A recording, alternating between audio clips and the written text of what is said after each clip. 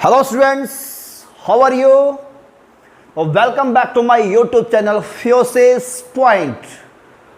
तो बच्चों आज पढ़ेंगे इलेक्ट्रोस्टैटिक का लेक्चर नंबर 17 क्लास 12 का इलेक्ट्रोस्टैटिक।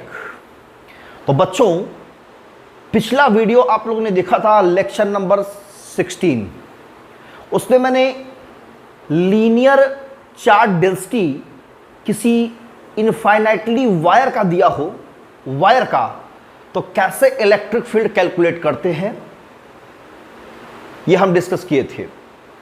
आज बच्चों जो पढ़ने जा रहे हैं एप्लीकेशन ऑफ गॉस थ्योरम का सेकंड एप्लीकेशन, जिसका नाम है electric field due to charged infinite charge sheet. Plane sheet है, चार्ज किया गया है यूनिफॉर्मली, ये आपके सामने दिखाई पड़ा बच्चों, यूनिफॉर्मली प्लेन शीट है। क्या है? यूनिफॉर्मली प्लेन शीट है जो कि चार्ज किया गया है, पॉजिटिवली चार्ज, जिसका सरफेस चार्ज डेंसिटी आप लोग पढ़े होंगे बच्चों। अगर एरिया किसी में हो, बताओ प्लेन शीट है, अगर प्लेन शीट बच्चों दिया है तो क्या इसका एरिया नहीं होगा? एरिया होगा। और यूनिट एरिया में जितना चार्ज होता है उसे हम लोग कहते हैं सरफेस चार्ज डेंसिटी।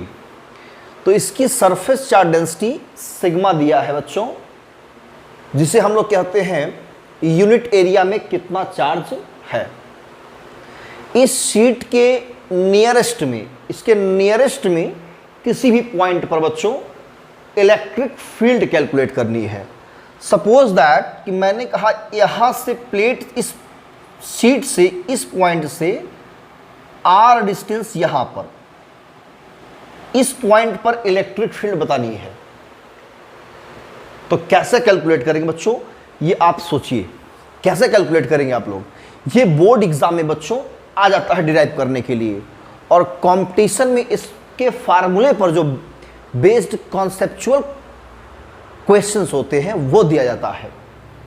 तो आइए समझते हैं कैसे इसको डिराइव करें, इसके इलेक्ट्रिक फील्ड को। तो नजरें जमाए रखें बच्चों, वीडियो को अंत तक देखें, स्किप मत कीजिए, नहीं तो कॉन्सेप्ट अधूरा रह जाएगा। ठीक है, तो आइए समझते हैं बच्चों कैसे इसको हम कैलकुलेट करें। तो करें क्या बच्चों, ये इनफाइनाइटली प्लेन शीट है। बच्चों इनफाइनाइटली का मतलब ये होता है कि बहुत ही लार्ज शीट है, मतलब उसका बहुत ज़्यादा एरिया है और बहुत ज़्यादा क्या है, लेंथ है।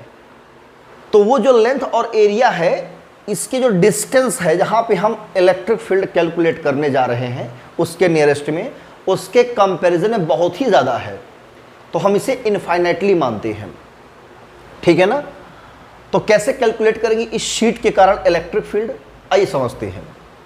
क्या करेंगे बच्चों, हमें गॉस थ्योरम अप्लाई करना है।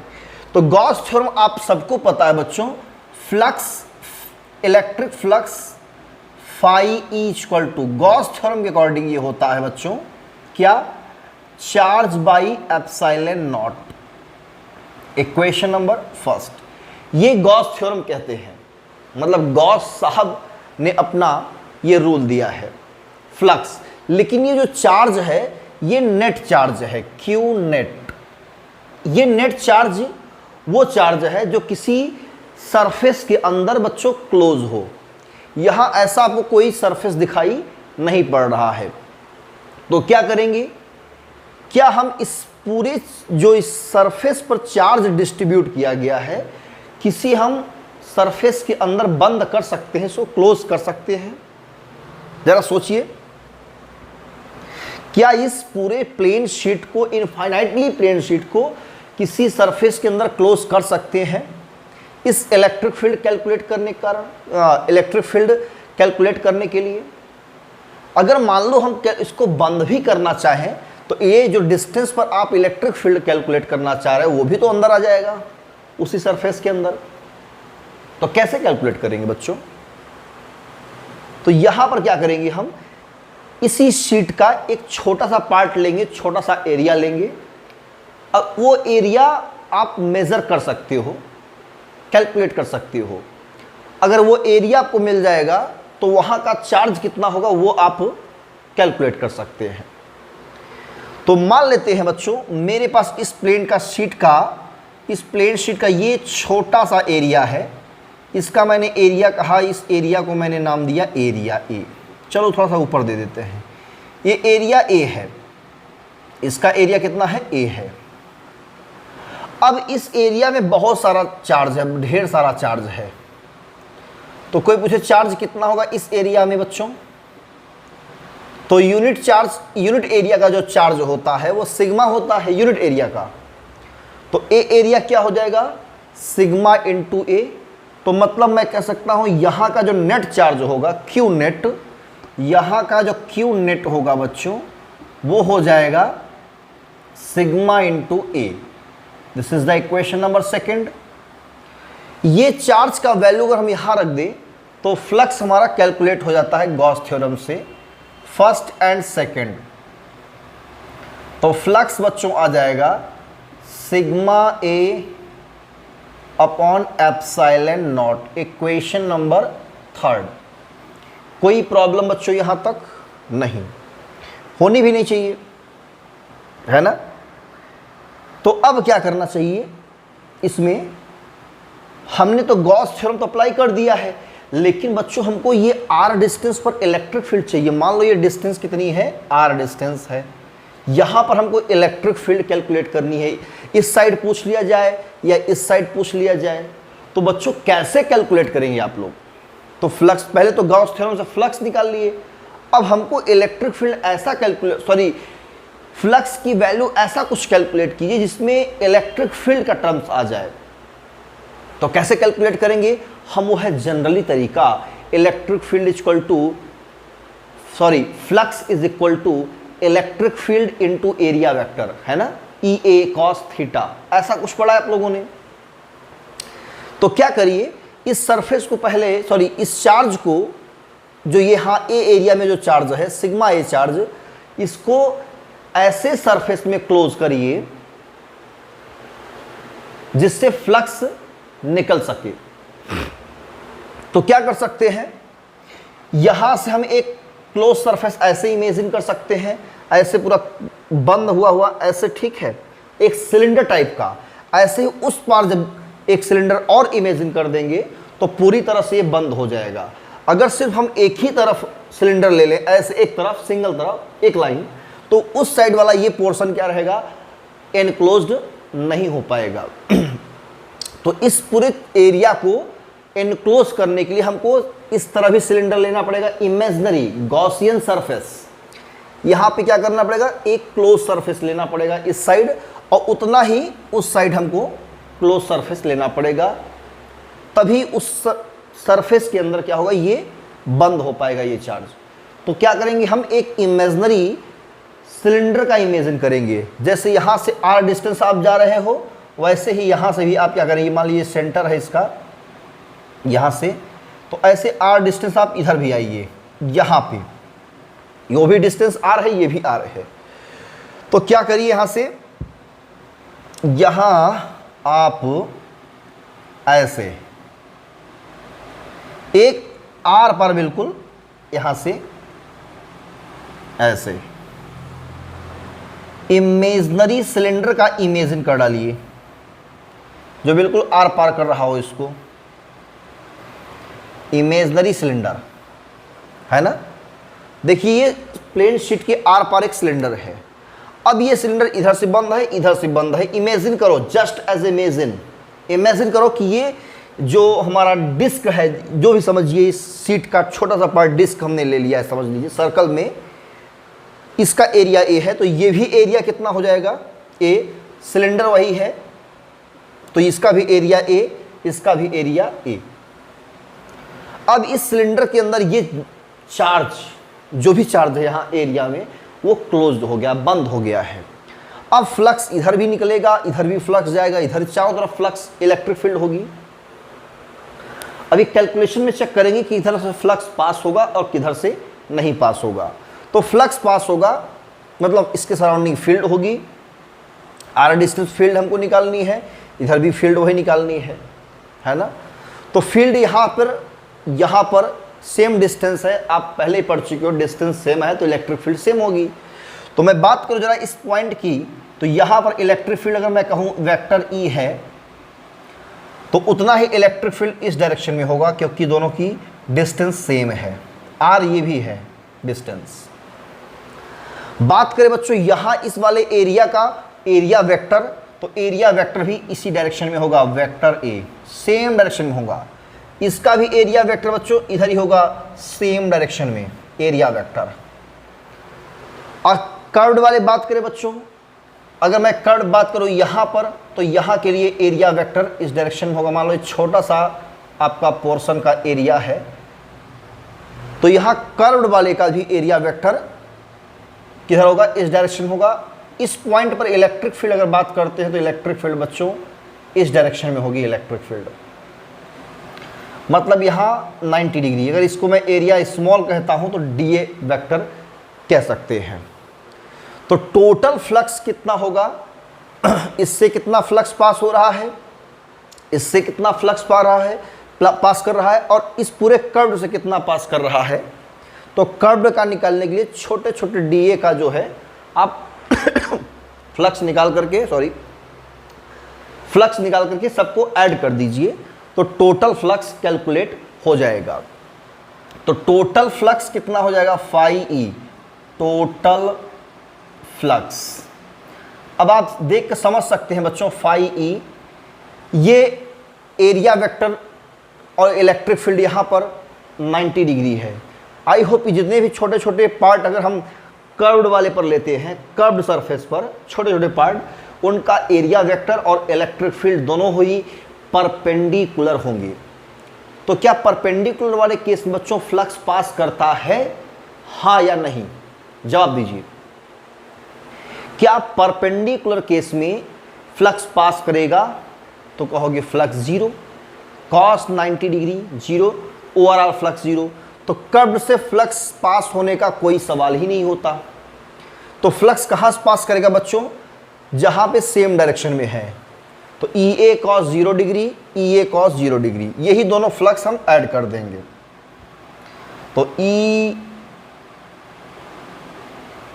एक स्टेप लिख देते हैं, vector E dot vector A plus vector E dot vector A plus curved surface का क्या होगा, surface integration vector E dot D A. ये कर्व्ड के लिए है, ठीक है। तो कर्व्ड से आपको पता है कि 0 होगा, और ये आपका ई ए कॉस 0 डिग्री होगा। एक स्टेप लिखने के लिए बच्चों थोड़ा सा हम इसमें कैलकुलेशन को बढ़ा दे रहे हैं। ये फ्लक्स आपका 0 हो जाएगा, तो ओवरऑल कितना आएगा flux, phi E equal to E A cos 0 की वैल्यू 1 होती है 0 डिग्री की, तो ई ए प्लस ई ए। तो ओवरऑल फ्लक्स कितना आ गया बच्चों, 2EA। तो जो जनरली कैलकुलेशन होता है फ्लक्स का, उससे मैंने फ्लक्स कैलकुलेट किया कितना, phi E equal to 2EA। Electric field के टर्म्स में मैंने इससे फ्लक्स कितना पास हो रहा है वो कैलकुलेट कर लिया इस एरिया के कारण, और गॉस थ्योरम के अकॉर्डिंग फ्लक्स इतना होगा। दोनों ही फ्लक्स क्या होगा, इक्वल होगा, और जब इक्वल होगा तो आपस में कर देंगे इक्वल। तो 2 electric field area is equal to, ये आपस में इक्वल हो जाएंगे, तो sigma A by epsilon not, area से एरिया कैंसिल, इलेक्ट्रिक फील्ड आपने कैलकुलेट कर लिया बच्चों 2 सिग्मा बाई एप्सिलॉन नॉट। तो बच्चों यही है electric field due to uniformly charged infinite plane sheet के कारण इलेक्ट्रिक फील्ड कितनी आई वो हमने कैलकुलेट कर लिया है। तो आई होप कि आपको अच्छा लगा, ये समझ में आ गया होगा। तो आप इसको वीडियो को पॉज करके बच्चों पहले नोट कर लें, ठीक है। नोट कर लिया बच्चों, नोट कर लीजिए। इसके बाद बच्चों हम डिस्कस करेंगे इसी पर एक और टॉपिक है। अगर प्लेन शीट थोड़ा थिकनेस का हो, कुछ थिकनेस हो, और वो जो शीट बना है प्लेन शीट, या उसको हम थिकनेस कह देंगे तो प्लेट जैसा बन जाएगा। तो वो प्लेन शीट मेटल का हो, कंडक्टिंग मटेरियल हो, तो क्या होगा। और अच्छा, ये जो है आपका, आप लोग को डाउट में नहीं रखूंगा, ये जो प्लेन शीट है ये या नॉन कंडक्टिंग मटेरियल आप ले लीजिए या कंडक्टिंग मटेरियल कह लीजिए, दोनों के लिए अगर थिन शीट है, पतली शीट है, सिंगल शीट, तो इसके लिए इलेक्ट्रिक फील्ड हमेशा यही होगा। और ये इसके नियरेस्ट में कैलकुलेट करने के लिए फार्मूला है। बहुत दूर चले जाएंगे तो भाई इलेक्ट्रिक फील्ड में नहीं कहूँगा कि इतना ही होगा, इलेक्ट्रिक फील्ड बहुत दूर चले जाने पर डिक्रीज होती है, लेकिन इसके नियरेस्ट में किसी भी पॉइंट पर बच्चों electric field 2 sigma by epsilon not होता है। और जनरली आपसे क्वेश्चन में भी यही पूछा जाता है। लेकिन अगर ऐसी प्लेन शीट कंडक्टिंग का हो लेकिन 2 शीट से मिलकर बना हो तो क्या होगा, कुछ थिकनेस आ जाएगी। उस कंडीशन में कैसे सॉल्व करेंगे, तो पहले मैं इसको इरेज करूंगा, इरेज करें, ओके। तो अब बात करते हैं, कोई मेटल की शीट है और उस मेटल की शीट जो है उसका कुछ अपना थिकनेस है, और थिकनेस होने की वजह से इसका कुछ कह सकते हैं कि हम ये ट्रीट करेगा जैसे कि 2 शीट से मिलकर बना हो। कितने शीट से मिलकर बना हो, 2 शीट से मिलकर बना हो, ऐसा कुछ बच्चों ये ट्रीट करेगा। देखिए समझिए इसको, मान लेते हैं ये आपका क्या है, एक शीट ये है और इतनी मोटी इसकी मोटाई है, और ये दूसरी शीट है, ये थिकनेस है ये। तो इसके कितने सरफेस हो गए, ये मेटल की शीट है, किसकी बच्चों, मेटल शीट है ना, और थिकनेस भी है इसका। तो इसका मैंने कहा ये है आपका पहला शीट, पहला सरफेस, ये दूसरा सरफेस है। आपको पता है बच्चों, अंडर इलेक्ट्रोस्टैटिक कंडीशन मेटल के अंदर कोई चार्ज नहीं होता, कोई इलेक्ट्रिक फील्ड नहीं होती।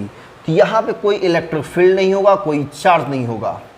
अगर चार्ज आप देते हो तो उसके सरफेस पर क्या होता है, डिस्ट्रीब्यूट हो जाता है, ठीक है ना। और दोनों जो शीट है इनका सरफेस चार्ज डेंसिटी कितना है, सिग्मा, इसका भी और इसका भी सिग्मा ही होगा। Charge per unit area sigma ही है। तो इसके किसी एक साइड या इस साइड इलेक्ट्रिक फील्ड कितना होगा इसके नियरेस्ट में। तो नियरेस्ट मान लो हमने पॉइंट P लिया, तो इलेक्ट्रिक फील्ड कैसे कैलकुलेट करेंगे, इसके कारण भी अपनी इलेक्ट्रिक फील्ड होगी, इस शीट के कारण, और इसके कारण भी अपनी इलेक्ट्रिक फील्ड होगी। तो इसके कारण इलेक्ट्रिक फील्ड किधर होगी, पॉजिटिव चार्ज से अवे फ्रॉम, तो ये इलेक्ट्रिक फील्ड ऐसे जाएगी E1।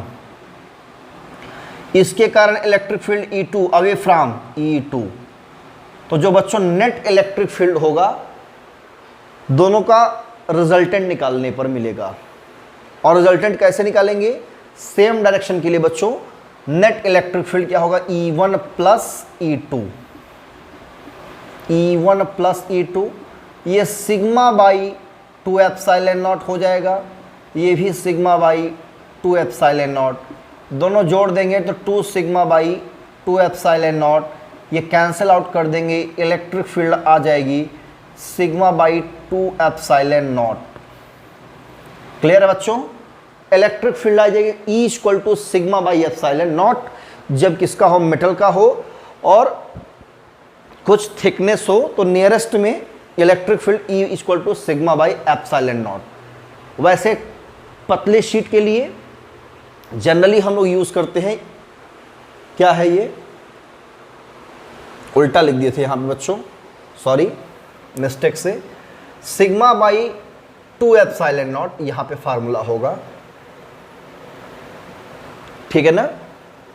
तो ये मिस्टेक से लिखा गया सिग्मा बाई 2 एप्सिलॉन नॉट, काफ़ी देर से इसी पर डिस्कस आप लोग सोच रहे होंगे।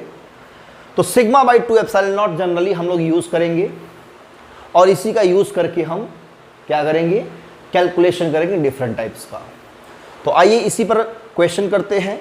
इसको भी बच्चों वीडियो को पॉज करते हुए आप लोग नोट कर लीजिए, ये भी कभी कभी पूछ लेता है एग्जाम में। तो मेटल के लिए कुछ थिकनेस है तो E equal to sigma by epsilon not. क्योंकि मेटल कम से कम 2 शीट से इसको हम लोग ट्रीट करते हैं कि 2 शीट से मिलकर बना हुआ है। तो एक शीट के लिए इतना होगा, दूसरे के लिए भी इतना ही होगा, दोनों को जोड़ दोगे तो इतना मिल जाएगा। तो ये मेटल का हो गया। क्लियर है? नो डाउट ऑप्शन में आएगा तो यही आप लोग मेटल के लिए यही लगाएंगे। क्लियर? ओके। तो अब इस पर क्वेश्चन करते हैं बढ़िया सा। तो जैसे मान लीजिए मेरे पास 2 प्लेन शीट्स हैं और यूनिफॉर्मली चार्ज किए गए हैं और दोनों का जो सरफेस चार्ज डेंसिटी है वो डिफरेंट है। तो कैसे कैलकुलेट करेंगे इलेक्ट्रिक फील्ड डिफरेंट रीजन में? जैसे मैंने कहा ये आपका एक प्लेट है और ये बच्चों एक दूसरा प्लेट है। इसका सरफेस चार्ज डेंसिटी सिग्मा 1, इसका सरफेस चार्ज डेंसिटी सिग्मा 2। ये पॉजिटिवली चार्ज है, मान लेते हैं प्लेट कैसी है, पॉजिटिवली चार्ज, ठीक है। नेगेटिव चार्ज है, ये दोनों साइड नेगेटिव चार्ज है। मैं कहूँ इस पॉइंट पर इलेक्ट्रिक फील्ड कितनी होगी, इस पॉइंट पर इलेक्ट्रिक फील्ड कितनी होगी और इस पॉइंट पर इलेक्ट्रिक फील्ड कितनी होगी, तो आप देख कर बता सकते हो। पहले इसके कारण हम सेपरेटली यहाँ पर निकालेंगे, इस प्लेट के कारण यहाँ पर इलेक्ट्रिक फील्ड कितनी होगी, दोनों का रिजल्टेंट लिखेंगे। ऐसे ही इस प्लेट के कारण यहाँ पर इलेक्ट्रिक फील्ड कितनी होगी, इस प्लेट के कारण इलेक्ट्रिक फील्ड यहाँ पर कितनी होगी, दोनों इलेक्ट्रिक फील्ड का रिजल्टेंट लेंगे। ऐसे ही इस प्लेट के कारण यहाँ पर इलेक्ट्रिक फील्ड, इस प्लेट के कारण यहाँ पर इलेक्ट्रिक फील्ड कैलकुलेट करने के बाद इनका रिजल्टेंट कैलकुलेट करेंगे। तो आइए समझते हैं। पहली प्लेट पर इलेक्ट्रिक फील्ड कितना होगा बच्चों, पॉजिटिव चार्ज से away from E1, negative charge से toward the charge E2, opposite है तो रिजल्टेंट क्या होगा, E1 माइनस E2। फार्मूला पहले वाला सिग्मा बाई 2 एप्सिलॉन नॉट, ठीक है ना।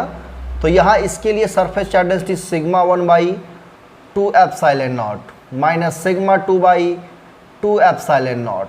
1 बाई 2 एप्सिलॉन नॉट कॉमन हो जाएगा बच्चों, ब्रैकेट में सिग्मा 1 माइनस सिग्मा 2, ये इलेक्ट्रिक फील्ड की वैल्यू आ जाती है।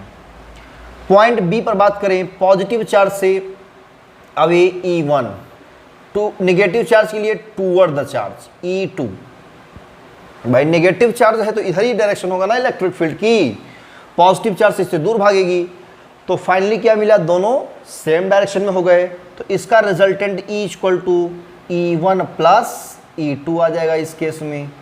तो sigma by 2 epsilon not plus sigma by 2 epsilon not, 1 by 2 epsilon not common हो जाएगा बच्चों, सिग्मा 1 प्लस सिग्मा 2, यही आएगी इलेक्ट्रिक फील्ड की वैल्यू। ऐसे सी पर नेगेटिव चार्ज के लिए टूवर्ड द चार्ज तो E2 मान लेंगे, पॉजिटिव चार्ज से अवे फ्रॉम E1 मान लोगे, रिजल्टेंट क्या हो जाएगा, E1 माइनस E2 या E2 माइनस E1 कर दीजिए जो बड़ा हो। अगर सिग्मा 1 बड़ा है सिग्मा 2 से तो E1 माइनस E2 कर दिए, सिग्मा 2 बड़ा है तो E2 माइनस E1 कर दीजिए। तो हम E1 माइनस E2 रिजल्टेंट मान के चलेंगे तो ये भी कितना आएगा, जो यहाँ पर आया था बच्चों, कितना 1 by 2 epsilon not sigma 1 minus sigma 2। Clear है? ऐसे ही इलेक्ट्रिक फील्ड कैलकुलेट करते हैं बच्चों, ठीक है। कोई प्रॉब्लम? तो पॉजिटिव नेगेटिव के लिए ये हो जाएगा।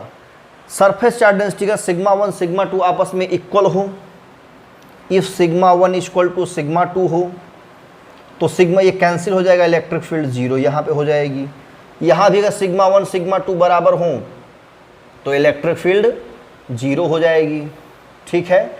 यहाँ पे बराबर हो सिग्मा 1 सिग्मा 2 बराबर कोई सिग्मा मान लेते हैं तो 2 कैंसिल हो जाएगा, सिग्मा ई इक्वल टू आएगा सिग्मा बाई एप्सिलॉन नॉट। यहाँ पर इलेक्ट्रिक फील्ड इतनी हो जाएगी अगर इक्वल होंगे तो। क्लियर है बच्चों? No problem. तो ऐसे ही क्वेश्चन कॉम्पिटिशन में पूछते हैं, इससे वेस्ट और इसका प्रूविंग बोर्ड एग्जाम में बच्चों पूछता है, ठीक है। तो ये है सेकंड एप्लीकेशन गॉस थ्योरम का। इसके बाद बच्चों थर्ड एप्लीकेशन पढ़ेंगे हम लोग, स्फेरिकल सेल के कारण इलेक्ट्रिक फील्ड आउटसाइड सरफेस और इनसाइड, इसका ग्राफ और इसके साथ ही साथ कोई इंसुलेटिंग स्फीयर है तो उसके आउटसाइड कितना होगा, सरफेस पे कितना होगा, इनसाइड कितना होगा। तो डिस्कस करेंगे हम इस टॉपिक को नेक्स्ट वीडियो में नए लेक्चर के साथ। तो यहाँ तक आप लोग पढ़िए, इस पर क्वेश्चन कीजिए, मिलते हैं नेक्स्ट वीडियो में। तब तक के लिए all the best, thank you.